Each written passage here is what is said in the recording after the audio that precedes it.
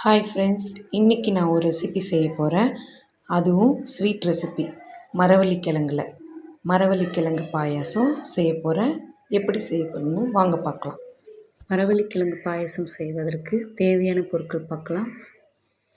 2 துண்டு மரவள்ளிக்கிழங்கு, 1/2 பவுல் சர்க்கரை, கொஞ்சம் திருவின தேங்காய், நெய், முந்திரி, திராட்சை, ஏலக்காய், பால் இதில் காட்டலை, பட் நான் ஆட் பண்ணியிருப்பேன். பார்க்கலாம். ஃபஸ்ட்டு ஸ்டவ்வில் ஒரு பேன் வச்சுக்கோங்க. அது கொஞ்சம் நல்லா சூடானதுக்கப்புறம் கொஞ்சம் நெய் ஊற்றிக்கோங்க. நெய் உங்களுக்கு நிறைய வேணும்னா, ஆக்சுவலாக ஸ்வீட்டில் நிறைய ஊற்றினா நல்லா டேஸ்ட்டாக இருக்கும். ஸோ நீங்கள் நிறைய கூட ஊற்றிக்கோங்க. என்கிட்ட நெய் இல்லை, 10 ரூபா நெய் பாக்கெட் தான் வாங்கிட்டு வந்தேன். ஏன்னா நானே இதை ஃபஸ்ட் டைம் ட்ரை பண்ணேன். பட் சூப்பராக தான் வந்தது. ஃபஸ்ட்டு நெய் சூடானதும் அதில் முந்திரி, திராட்சை போட்டுட்டு நல்லா வறுக்கணும். தீஞ்சு போகாமல் வறுத்து எடுங்க.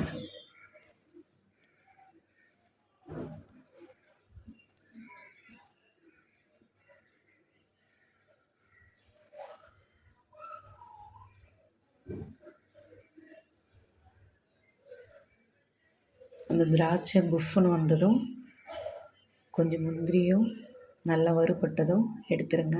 ஒரு தட்டில் எடுத்து வச்சுக்கோங்க. அப்புறம் அதில் நெய் இருக்கும். உங்களுக்கு கம்மியாக இருந்துச்சுன்னா இன்னும் எக்ஸ்ட்ரா ஆட் பண்ணிவிட்டு அதில் துருவின மரவள்ளிக்கிழங்கை எடுத்து போட்டுக்கோங்க. நல்லா அந்த நெய்யிலேயே மிக்ஸ் பண்ணிக்கோங்க, கிளறி விட்டுக்கோங்க.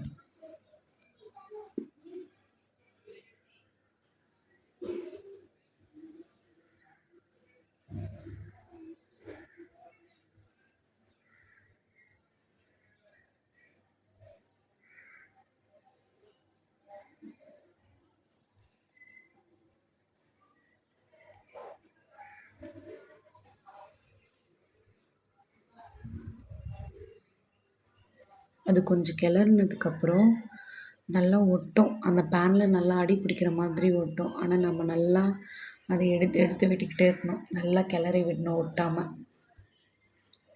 ஏன்னா அது ரொம்ப கொஞ்சம் ஸ்டிக்கியாக தான் இருக்கும்.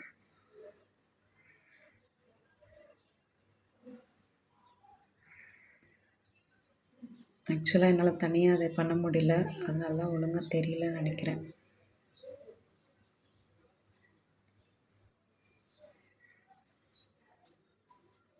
இப்போ பாருங்கள் எப்படி ஒட்டிகிட்டு இருக்குன்னு.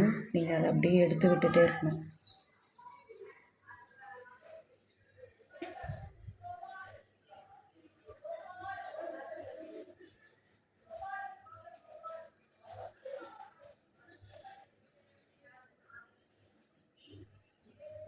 இதுக்கப்புறம் நீங்கள் என்ன பண்ணணுன்னா, பால் காய்ச்சி கொஞ்சம் ஆற வச்சதுக்கப்புறம் தான் ஊற்றணும். நான் சூடாக ஊற்றிட்டேன். ஆக்சுவலாக அப்படியுமே ஊற்றலாம், ஆனால் ஆல்ரெடி அது கொதிச்சுன்னு இருக்குமா. ஸோ கொஞ்சம் சீக்கிரமாக எப்படி சொல்கிறது, டைம் எடுக்கும் அது வேகிறதுக்கு. மரவள்ளிக்கிழங்கு இப்போ சூடாக ஊற்றுனீங்கன்னா சீக்கிரமாக அது இதுவாகிட்டுன்னு சொல்லிட்டு ஒழுங்காக வேகாது, ரொம்ப டைம் எடுக்கும். ஸோ நீங்கள் என்ன பண்ணணுன்னா, பாலை காய்ச்சிட்டு அதை கொஞ்சம் ஆற வச்சுட்டு ஊற்றுங்க.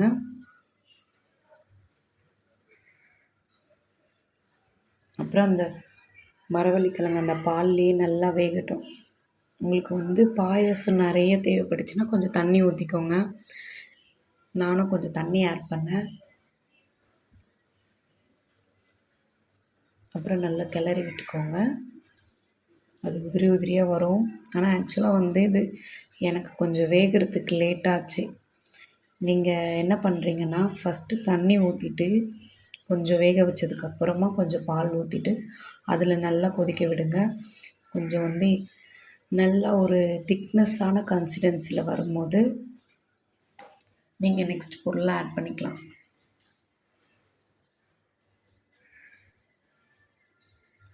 பாருங்கள் இப்படி கொதிச்சுட்டே இருக்கு.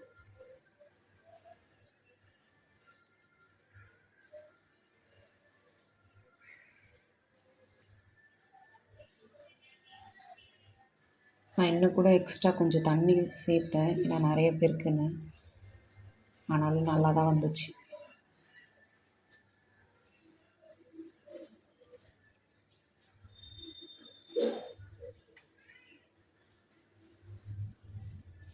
ஆக்சுவலாக எனக்கு இது ஃபஸ்ட் டைம் வீடியோ எடுத்து போடுறதுக்கு ஸ்டாண்டு கூட இல்லை. ஆக்சுவலாக சும்மா ஒரு ஃபஸ்ட் டைம் ட்ரை பண்ணேன். பட் ரெசிபி நல்லா வந்தது. வீடியோ தான் கொஞ்சம் கேவலமாக இருக்குது. லைட்டாக உங்களுக்கு தேவையான அளவு உப்பு சேர்த்துக்கோங்க. ஏன்னா எல்லா ஸ்வீட்டுக்குமே கொஞ்சம் உப்பு சேர்த்தா தான் அந்த ஸ்வீட் எடுத்து கொடுக்கும் கொஞ்சம் டேஸ்ட் அதிகமாக. சீனியர்ஸ்க்கெலாம் தெரியும்னு நினைக்கிறேன். இது only for beginners. So seniors கலாய்க்காதீங்க.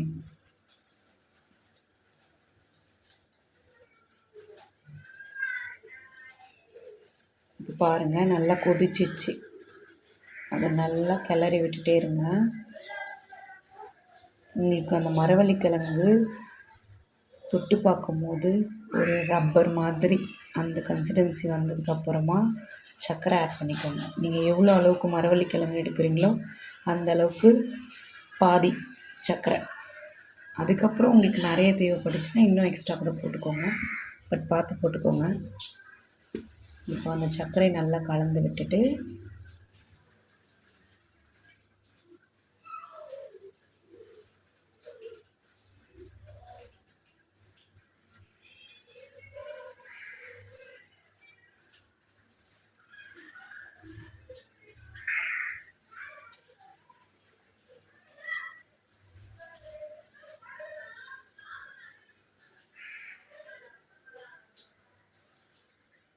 அடுத்தது நீங்கள் துருவி வச்சிருந்த தேங்காய் எடுத்து போட்டுக்கோங்க.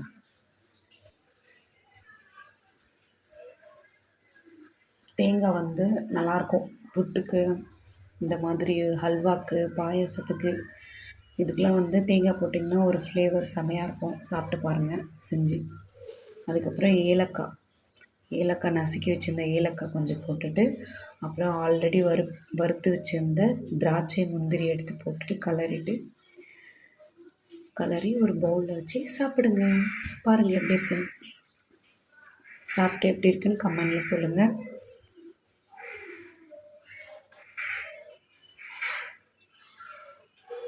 டேஸ்ட்டு நல்லா இருந்துச்சு. எங்கள் வீட்டில் சொன்னாங்க. நீங்களும் ட்ரை பண்ணி பாருங்கள்.